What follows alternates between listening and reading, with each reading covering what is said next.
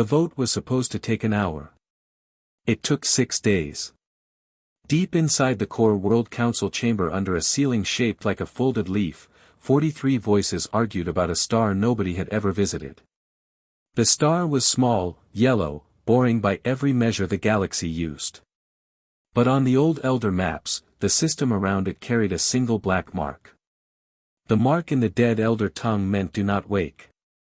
Counselor Aaron stood and pointed at the holographic chart again. He was young for the council, only 72, and his voice still had heat in it.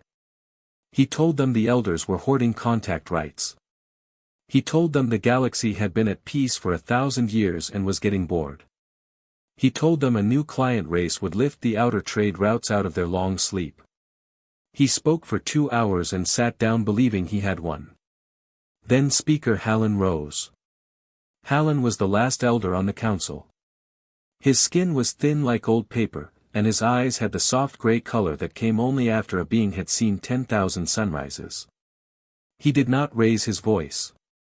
He simply said, "I have come to ask the council one final time to leave this world alone." The chamber went quiet. Hallen told them about 37 other worlds, worlds with heavy gravity, worlds where the dominant life form hunted in groups, mourned its dead, and adapted faster than any pressure could shape it. Every one of those 37 worlds had reached the stars. Every one of them had decided, sooner or later, that the galaxy belonged to them. The elders had stopped the first 37. Sometimes through quiet talks, sometimes through harder methods.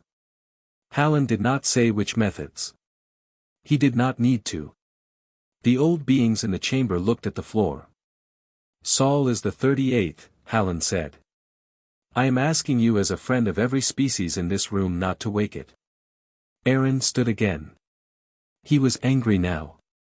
He said the elders had grown afraid of shadows. He said the Vishari Federation was not a tool of elder fear. He said the galaxy was older and wiser than it had been in the time of those 37 dead worlds, and that whatever lived on Sol's third planet could be guided, taught, made into a friend. Hallen looked at him for a long moment. Then he said, very softly, "You are not wrong that they can be made into a friend. You are wrong about what kind of friend they will be." The vote came on the 6th day.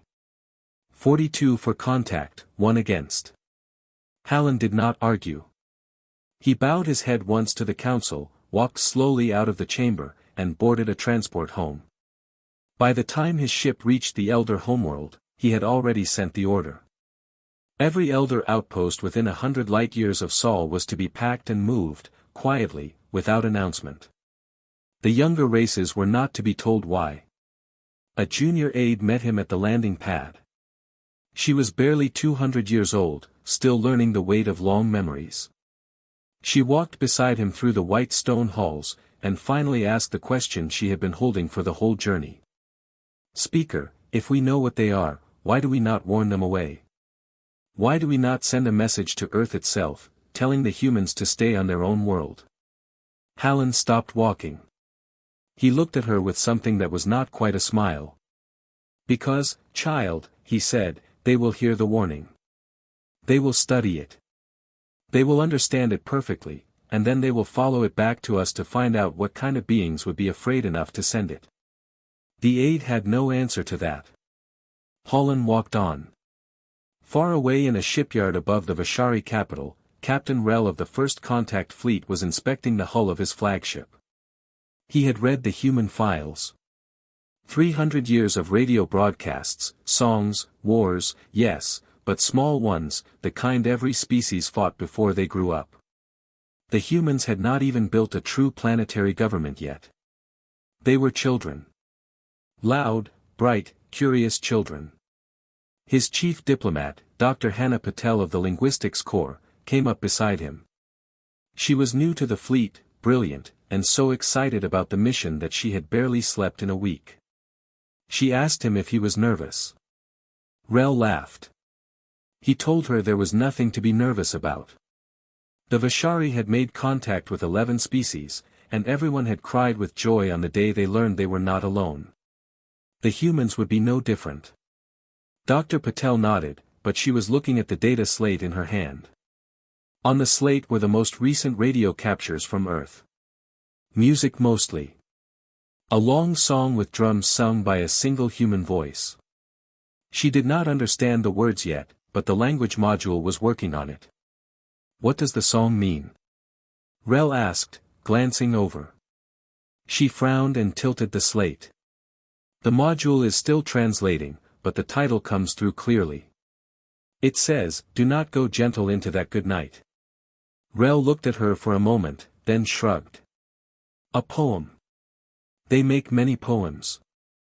We will ask them about it when we arrive. He turned back to the ship. The fleet left orbit 3 days later, carrying gifts, language stones, and the official greeting of the entire Core World Council. On the elder homeworld, Hallen watched the fleet's departure from his garden. He did not eat that evening. He did not sleep. He sat under a tree his grandmother had planted and he waited for the news he already knew was coming. The galaxy had voted. The galaxy had not listened. A boy was fishing in a creek in Montana when the sky changed color. He was 11 and his name was Theo and he had been promised a trout by his uncle if he stayed quiet for a whole hour. He had managed 40 minutes. Then the clouds went purple, then green, then a soft gold that nobody on Earth had ever seen before and a sound like a deep slow bell rolled across the valley. Theo dropped his rod and ran home. By the time he reached the porch, every screen in the house was showing the same thing. Ships, hundreds of them, smooth, leaf-shaped, hanging in low orbit over every major city in the world. They were not firing. They were not moving. They were simply there, broadcasting a soft musical tone on every radio band the planet used. Theo's uncle stated grammar on a channel the humans had reverse-engineered from the broadcast itself. The voice on the other end was polite. It asked if the visitors required atmosphere adjustments, food protocols, or rest cycles. It offered 3 landing sites, each chosen for low local population. It asked with great courtesy whether the visitors had a preferred language and apologized for any errors in the Vishari grammar, which it admitted was a rushed translation. Captain Rel, listening from his command chair, looked at Dr. Patel. "Doctor," he said, "how long have we been broadcasting in Vishari?" She checked her console. 94 minutes. Rel said nothing for a while. The landing went smoothly. The chosen site was a wide meadow in Montana, not far from where a small boy named Theo had been fishing. The humans had set up a clean white tent at the edge of the meadow. They had brought chairs. They had brought water. They had even brought, with great care, a translation of a Vishari poem that one of their linguists had decoded from the early broadcast tones. The poem was about the joy of meeting strangers. The humans had translated it well. Rel stepped out of the shuttle first in full ceremonial robes. He had practiced his greeting for 2 weeks. He delivered it perfectly. A tall human woman in a dark green uniform bowed to him. Her name, she said, was General Adassa Okafor. She welcomed him on behalf of every human nation. She offered him water. She asked if he was comfortable. She introduced her team. Then very politely, she began to ask questions. She asked about the shielding on the Vishari ships. She asked about the engines. She asked about the weapons. And when Rael looked surprised, she smiled and said it was only fair to know what was hanging over her cities. She asked about the FTL drive, the sensors, the power cores, and the size of a Vishari Council fleet. Rael, trained in the Vishari tradition of total honesty between new friends, answered every question. He believed it was the right thing to do. He believed openness built trust. Dr. Patel, standing behind him, watched the human note-takers. They wrote nothing down. They simply listened. She realized slowly that they did not need to write anything down. That evening, she walked alone through the edge of the meadow. The sun was setting. A small boy was sitting on a rock at the tree line, watching her with bright, careful eyes. She walked over and sat down a few feet away. "Hello," she said in her best human English. "Hello," said Theo. They sat together for a while. She asked him what he had been doing when the ships arrived. He told her about the fish. She laughed. She asked him if he had been afraid. He thought about it for a long time. Then he shook his head. "My uncle says we have always known you were out there," he said. He said the only question was who would knock first. Dr. Patel felt something cold move along her spine. "And what if we had not been friendly?" she asked softly. Theo looked at her. His eyes were the bright, honest eyes of a boy who had been raised on a small farm and loved his uncle and wanted to catch a trout. "Then I guess we would have figured something out," he said. He smiled at her, the way human children smile, and slid off the rock and walked home through the grass. Dr. Patel sat there long after the sun went down. 3 weeks later, the Vashari fleet departed. They left behind a communications relay, technology samples, and an open invitation to join the galactic community. They were waved off by cheering crowds in every city. On the bridge of the flagship, Rel told Dr. Patel the mission had been a triumph. She nodded. She did not say anything. In her cabin that night, she watched the recording of the boy on the rock again. She could not say, even to herself, why her hands would not stop shaking. 8 summers passed before anyone in the galaxy felt afraid again. The Vashari poets wrote of those years as the bright decade.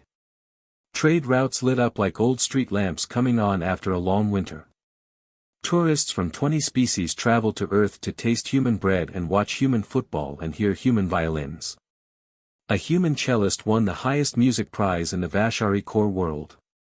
A human chef opened a small restaurant on a trading station and within a year had the 4 richest beings in the sector waiting in line for a table. Humans were charming.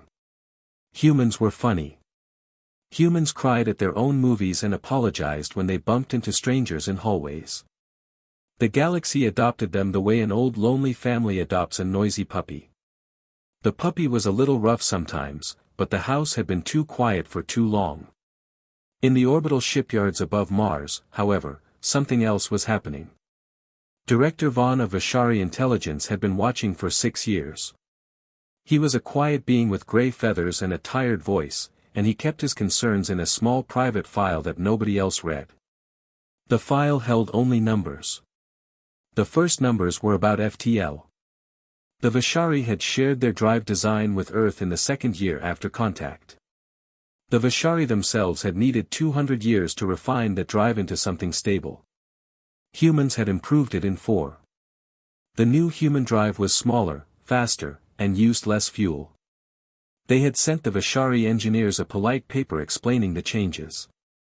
The engineers had read the paper 3 times before any of them could speak. The second numbers were about shipyards. Earth had 11 in the year of first contact. By the 8th year, Earth had 92. The new ones were registered as civilians. The hulls being built inside them were registered as civilian, but Vaughn had been a soldier before he had been a spy, and he knew the shape of a warship even when its papers said otherwise. The bracing was wrong for cargo. The power cores were 3 sizes too large for any peaceful purpose. The third numbers were about people. Humans were building, on average, 4 new ships per day across the system. Nobody was buying them. Nobody was old tree his grandmother had planted. The tree was dying now, the way all things on the elder homeworld were dying, slowly and with dignity. Then he wrote his reply, 1 line. They are not building those ships for you. They are building them for whoever comes next. He sealed the letter and gave it to a courier and did not eat that night. Dr. Patel read the reply in her office in Geneva.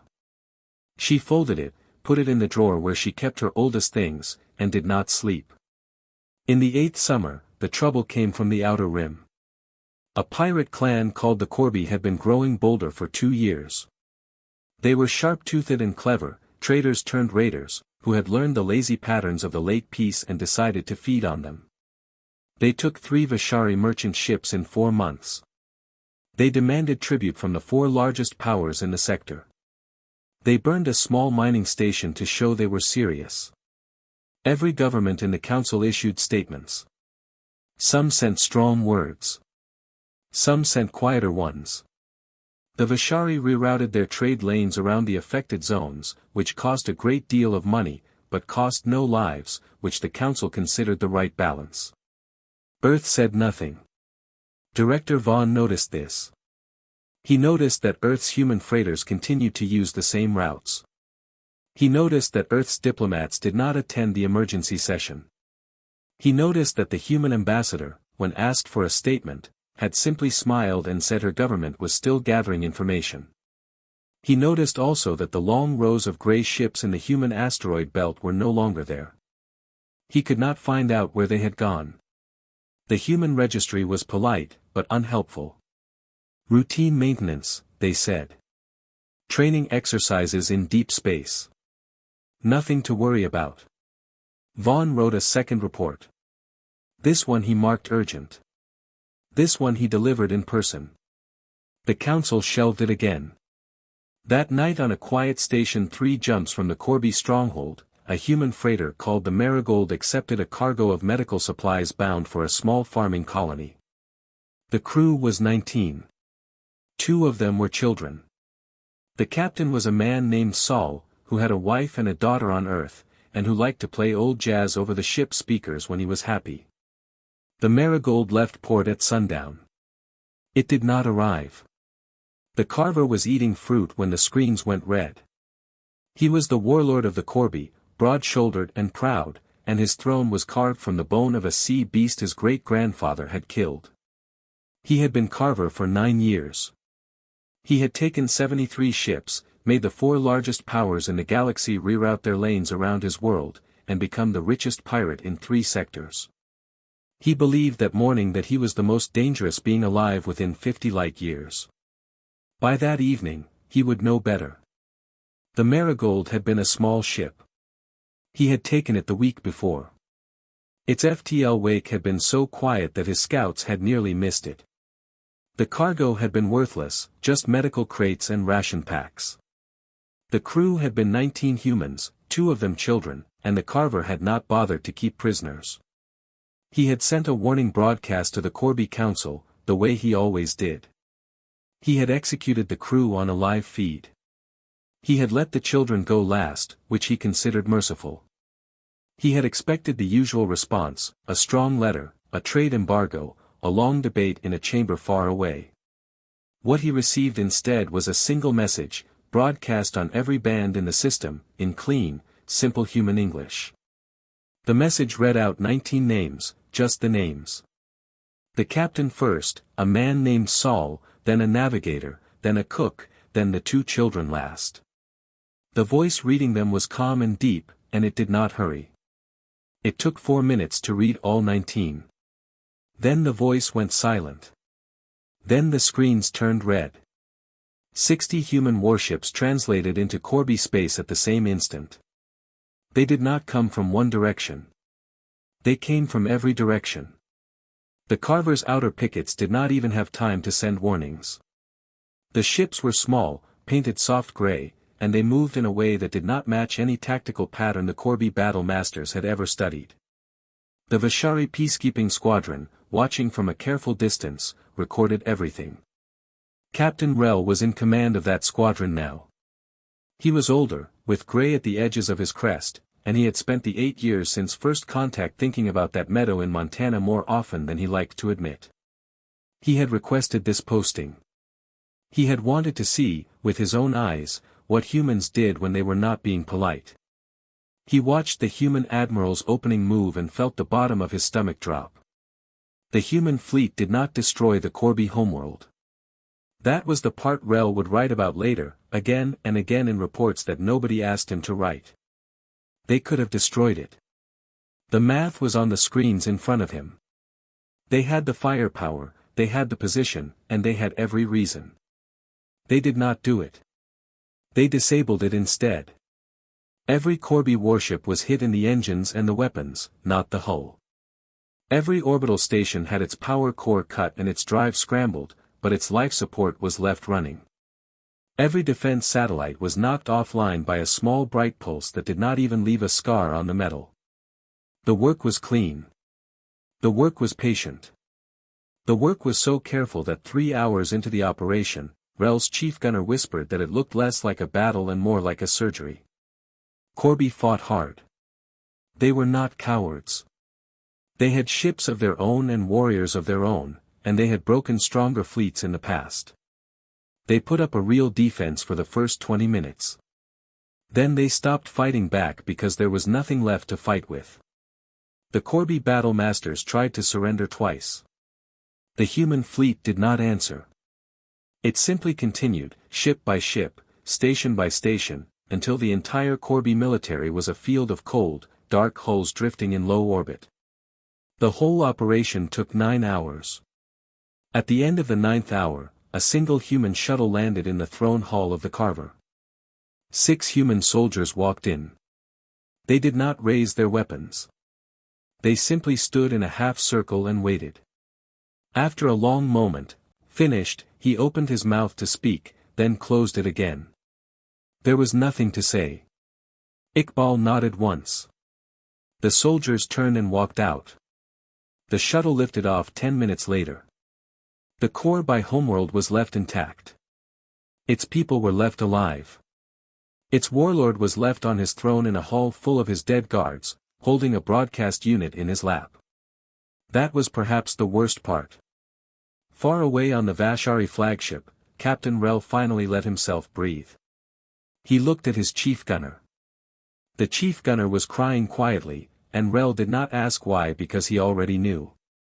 9 hours. It had taken them 9 hours. Chancellor Aaron came to the Elder Homeworld alone. He did not bring guards. He did not bring aides. He did not bring the official ship of the Vashari head of state, which was large and gold and made small children point at the sky when it passed overhead. He came in a small private transport with one pilot, and he wore a plain travel coat. He landed at the small western pad behind the Elder Gardens, which was the pad reserved for personal visits. He had not visited Hallen in 50 years. He was very old now. His feathers had thinned. He walked with a quiet stick. He had not slept properly in 11 months. Hallen was waiting in the garden under his grandmother's tree. The tree was almost dead. A few leaves clung to the lower branches. Hallen was sitting in a low stone chair with a blanket across his lap, and he did not stand up when Aaron approached. He simply gestured to the chair beside him. Aaron sat. They did not speak for a long time. A small gray bird landed in the grass near them, looked at the two old men, and flew away again. The wind moved the dying leaves. Finally, Aaron said, "I should have come sooner." Hallen did not answer. "I have a question," Aaron said. "I should have asked it 40 years ago. I am asking for it now." Hallen closed his eyes. He looked very tired. "Ask."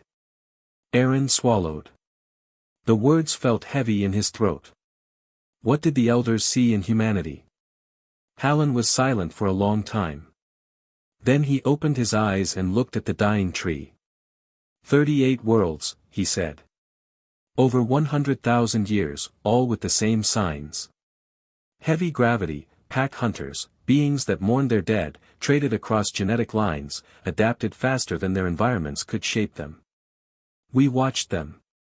We learned what such beings became when they reached the stars. What did they become? Hallen looked at him.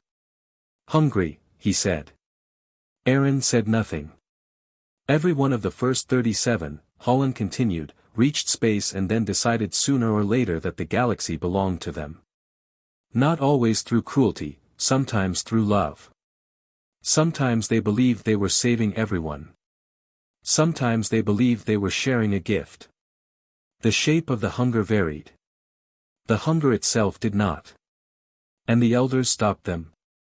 Aaron asked quietly. Yes. All of them. Hallen nodded slowly. All of them. Sometimes by talking, sometimes by waiting them out. Sometimes, he said, and here he closed his eyes again, by harder methods. We are not proud of those years. We do not speak of them, but we did what we did because we believed the galaxy was worth more than any single hungry species. Aaron stared at him. Then why, he said, did you not stop the humans? Holland was quiet for a long moment. Because we were tired, he said. The wind moved the leaves again. One of them fell. We had grown old, Aaron, Holland said. We had grown tired of being the silent hand. We had begun to wonder in our late centuries whether we were truly the wise gardeners we believed ourselves to be or whether we were simply afraid. We told ourselves that humanity might be different. That with peaceful contact, with friendship, with kindness, the 38th might break the pattern. We told ourselves the galaxy had grown wise enough to absorb them without harm. We told ourselves many things. He looked at Aaron. We were wrong, he said simply. I am sorry. Aaron did not know what to say. He stayed 3 days on the elder home world. Hallen did not say much more during those days. He was very weak. He slept often. On the third morning when Aaron came to say goodbye, Hallen took his hand and held it for a moment. It is not over, Hallen said. What is coming will not look like what came before. Watch carefully. The shape of their hunger will surprise you. Aaron returned to the Vishari capital that evening. The next morning he stood in the council chamber and proposed a containment treaty, trade restrictions, weapons inspections, a cap on the human fleet. He spoke for 2 hours. The chamber was very quiet. The council debated for 6 days. On the third day of the debate, Dr. Hannah Patel requested an audience. She was very old now. Her silver hair had gone white. She walked with a cane. She had served as Earth's senior liaison for 16 years. She stood in the chamber and waited until the speakers had fallen silent. Then she said, I came to tell you that the humans already know. The chamber went still. They have known, she said, since the second day of this debate. They have read every transcript. They have heard every speech. The communications relay you accepted as a gift 40 years ago was a one-way mirror. They have always been listening. They have always been polite. They have not interrupted because they did not need to. She paused. The old translator unit in the corner buzzed softly. They asked me to tell you, she said, that they bear you no ill will. They asked me to tell you they understand why you are, had not heard a stranger speak in her entire life. She sat down. The case was decided in 4 hours. The ruling was written, sealed, and binding across 41 member worlds. The diplomat carried the sealed ruling back to her ship that evening and sat alone in her cabin for a long time holding it in her hands. She did not know yet that she was holding the future. By that year, the galaxy had quietly changed shape. The Vishari Council still met. Its chamber was still well kept. Its speakers still gave long speeches, but the worlds that needed real answers had stopped coming to it years ago. The small species, the new species, the ones who had grown tired of waiting 40 years for a trade ruling, had begun to bring their problems to the human courts on Earth. The human courts were fast. The human courts were fair. The human courts did not have any soldiers in the room, and somehow that made everyone behave better. Human credit was used on a dozen worlds. Human ships patrolled 3 of the old Corby lanes, not because anyone had asked them to, but because freighters preferred the lanes where human ships patrolled. Smaller races signed quiet protection agreements with Earth. None of the agreements used the word protection. Everyone knew what they meant. Chancellor Aaron, in his last week of office, took a small ship to a neutral station at the Galactic Core. He had asked for a meeting with Admiral Iqbal. The Admiral had said yes, and had cleared his calendar for an entire afternoon, which was the kind of courtesy humans always extended when they did not need to. They met in a quiet room with a view of the long blue stars. Iqbal had aged well. He was grey now with a soldier's lean shoulders. He poured Aaron a cup of tea with his own hands. They spoke for a while about small things, a poet they both admired, the garden on the elder home world which Iqbal had visited once many years ago. Then Aaron, with the bluntness that came to old men in their last week of power, asked the question he had carried for 60 years. Do you intend to conquer? Iqbal looked at him for a long, careful moment. No, he said. He did not say it lightly. He set his cup down. He folded his hands. We do not want your worlds, Chancellor. We do not want your votes. We do not want the long burden of ruling anyone. Humans are a tired species, and we have a great deal of work still to do at home. Then what do you want? Iqbal smiled. It was a small, sad smile, the kind old soldiers gave when somebody finally asked them the right question. We want to be left alone, he said. And we have learned that the only path to being left alone is to be impossible to threaten. The galaxy may govern itself however it likes. We will simply make sure that no being in the galaxy can ever again take a human freighter without consequence. Aaron was silent for a long time. The elders, he said finally, believed you would burn the galaxy. Iqbal nodded slowly. Yes, they were right that we would change it. They were wrong about the shape of the change. The galaxy is more peaceful now than it has been in 10,000 years, Chancellor. It is simply peaceful on our terms. And the small species, Aaron said, the ones who have come to your courts, the ones who pay in your credit, what of them? They came to us, Chancellor. We did not knock on their doors. They came because their courts were slow, and ours were fast. They came because they were tired of waiting. We did not invite them. We simply did not turn them away. Aaron looked down at his cup. Holland would have understood you, he said. I think he was the only one of us who would have. He did understand us, Iqbal said gently. He understood us better than we understood ourselves. That is why we never feared him. Aaron returned to the empty Vashert council chamber that evening. He sat in Hallen's old seat for a long time. Far away on Earth, in a quiet garden in the foothills of the Himalayas, an old woman with white hair was sitting under a young tree. Dr. Hannah Patel was holding the last letter Hallen had ever written to her. The final line read, "Tell them when they ask that we warned them. Tell them when they ask that we were heard. Tell them when they ask that being heard was never the same as being believed." She folded the letter. The sun was setting. Somewhere overhead, a human fleet was drilling in silent, patient formation. The galaxy belonged to them now. It had simply not noticed when it happened.